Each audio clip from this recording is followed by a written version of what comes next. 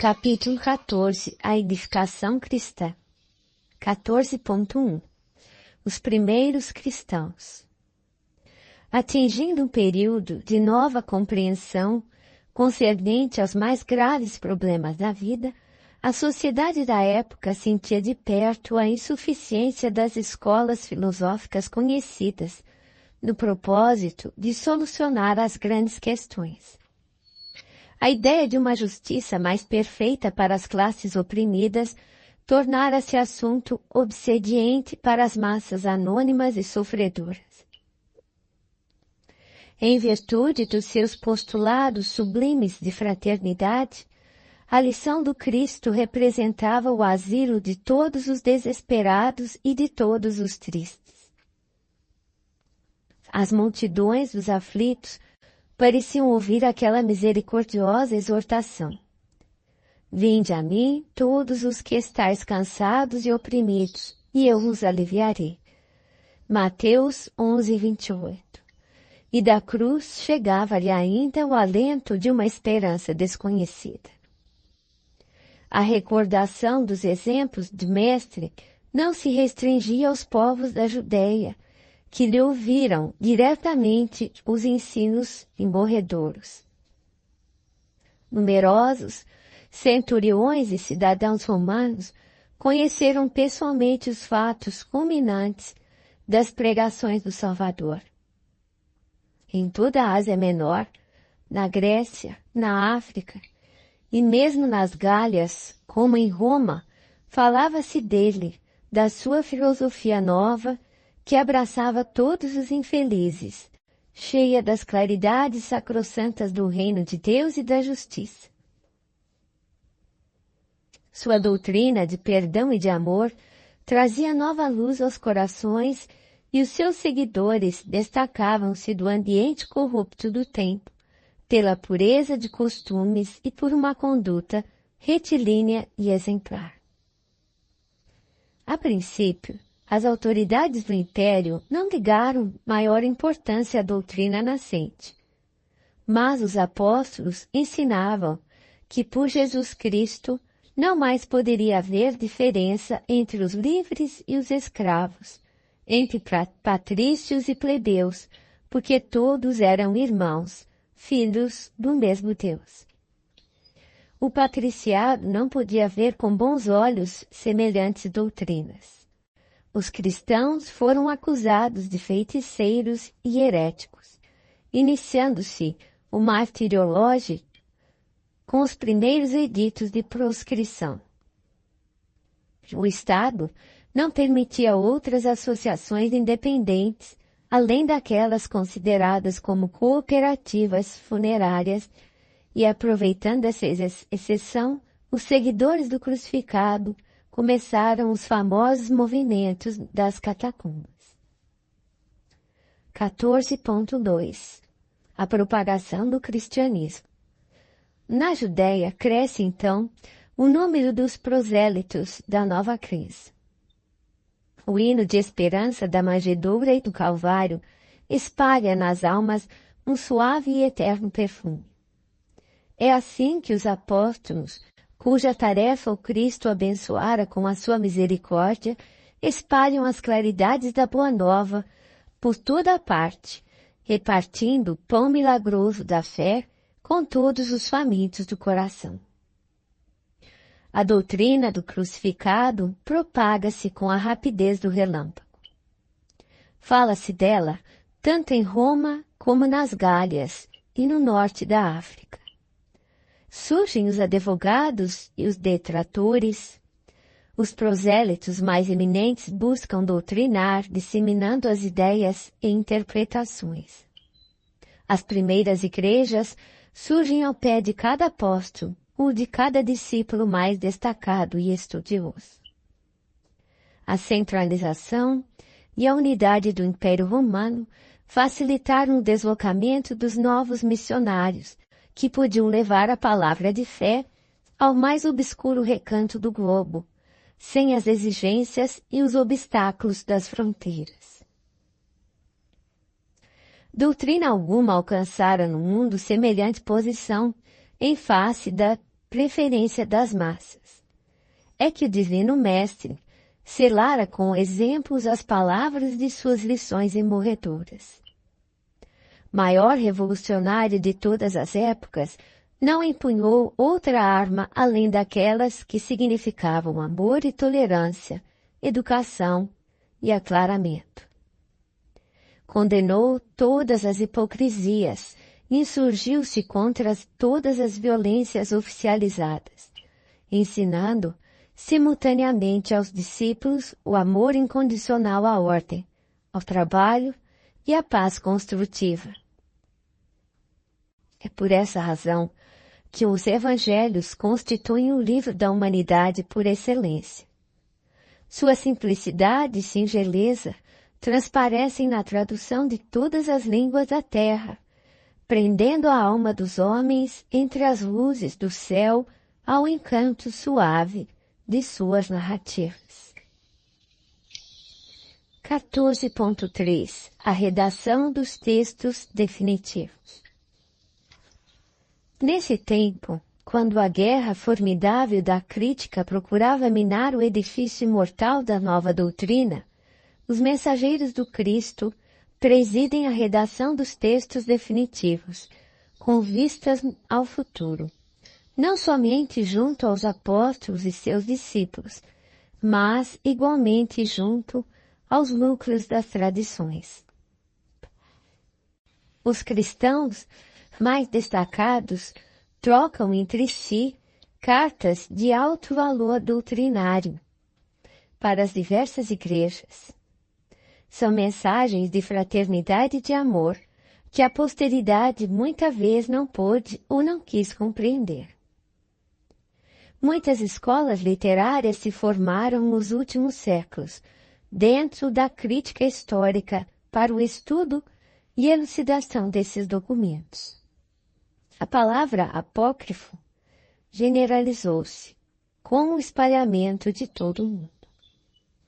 Histórias numerosas foram escritas, hipóteses incontestáveis foram aventadas, mas os sábios materialistas, no estudo das ideias religiosas, não puderam sentir que a intuição está acima da razão, e ainda uma vez falharam, em sua maioria, na exposição dos princípios e na apresentação das grandes figuras do cristianismo. A grandeza da doutrina não reside na circunstância de o Evangelho ser de Marcos ou de Mateus, de Lucas ou de João. Está na beleza imortal que se irradia de suas lições divinas, atravessando as idades e atraindo os corações. Não há vantagem nas longas discussões quanto à autenticidade de uma carta de Inácio de Antioquia ou de Paulo de Tarso, quando o raciocínio absoluto não possui elementos para a prova concludente e necessária. A opinião geral rodopiará em torno do crítico mais eminente, segundo as convenções. Todavia, a autoridade literária não poderá apresentar a equação matemática do assunto. É que portas adentro do coração, só a essência deve prevalecer para as almas. E, em se tratando das conquistas sublimadas da fé, a intuição tem de marchar à frente da razão, preludiando generosos e definitivos conhecimentos. 14.4 A missão de Paulo. No trabalho de redação dos Evangelhos, que constituem, sem dúvida, o portentoso alicerce do cristianismo, verificaram-se, nesta época, algumas dificuldades para que se lhes desse o precioso caráter universalista. Todos os apóstolos do Mestre haviam saído do teatro humilde de seus gloriosos ensinamentos.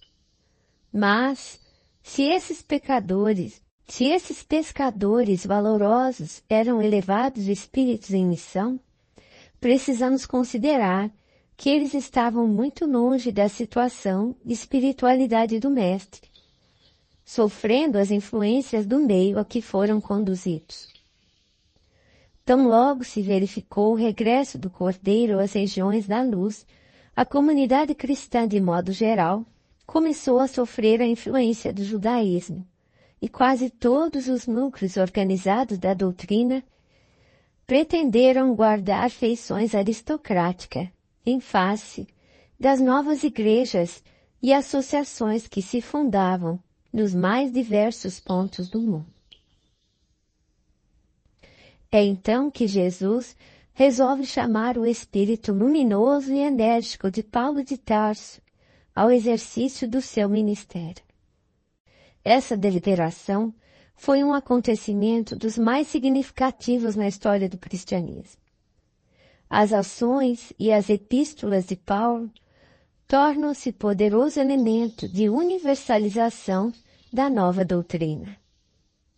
De cidade em cidade, de igreja em igreja, o convertido de Damasco, com seu enorme prestígio, fala do Mestre, inflamando os corações. A princípio, estabelece-se entre ele e os demais apóstolos uma penosa situação de incompreensibilidade, mas sua influência providencial teve por fim evitar uma aristocracia injustificável dentro da comunidade cristã, nos seus tempos inesquecíveis de simplicidade e pureza. 14.5 O Apocalipse de João. Alguns anos antes de terminar o primeiro século, após o advento da nova doutrina, já as forças espirituais operam uma análise da situação amargurosa do mundo em face do porvir. Sob a égide de Jesus, estabelecem novas linhas de progresso para a civilização, assinalando os traços iniciais dos países europeus dos tempos modernos. Roma já não representa então para o plano invisível, senão um foco infeccioso que é preciso neutralizar ou remover. Todas as dádivas do alto haviam sido desprezadas pela cidade imperial, transformada num Vesúvio de paixões e de esgotamentos. O Divino Mestre chama aos espaços o Espírito João, que ainda se encontrava preso nos liames da terra. E o apóstolo, atônito e aflito, lê a linguagem simbólica do invisível. Recomenda-lhe o Senhor que entregue os seus conhecimentos ao planeta como advertência a todas as nações e a todos os povos da terra. E o velho apóstolo de Patmos transmite aos seus discípulos as advertências extraordinárias do Apocalipse. Todos os fatos posteriores à existência de João estão ali previstos.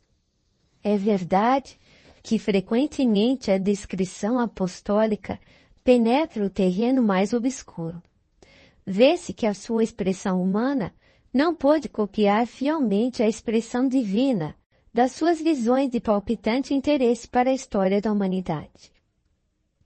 As guerras, as nações futuras, os tormentos por vindouros, o comercialismo, as lutas ideológicas da civilização ocidental estão ali pormenorizadamente entrevistos. É a figura mais dolorosa ali relacionada, que ainda hoje se oferece à visão do mundo moderno. É bem aquela da igreja transeada de Roma, simbolizada na besta vestida de púrpura e embriagada com o sangue dos santos. 14.6 Identificação da besta apocalíptica. Reza Apocalipse que a besta poderia dizer grandeza e blasfêmias por 42 meses, acrescentando que seu número era o 666. Apocalipse, capítulo 13, versículos de 15 e 18. 5 e 18.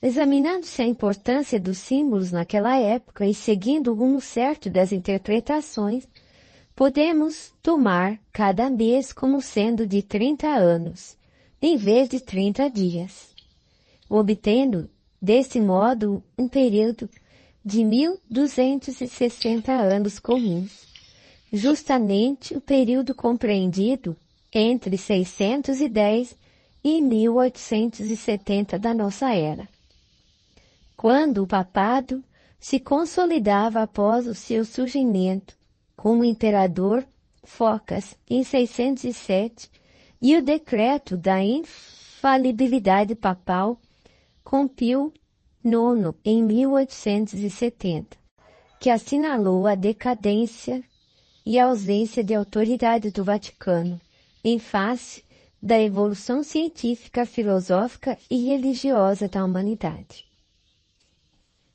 Quanto ao número 666, sem nos referirmos às interpretações com os números gregos, em seus valores, devemos recorrer aos algarismos romanos em sua significação, por serem mais divulgados e conhecidos, explicando que é o sumo pontífice da Igreja Romana quem usa os títulos de Vicariis Generalis Dei Interris, Vicariis Filii Dei e Dux Clerici, que significam Vigário geral de Deus na terra, Vigário do Filho de Deus e Príncipe do clero.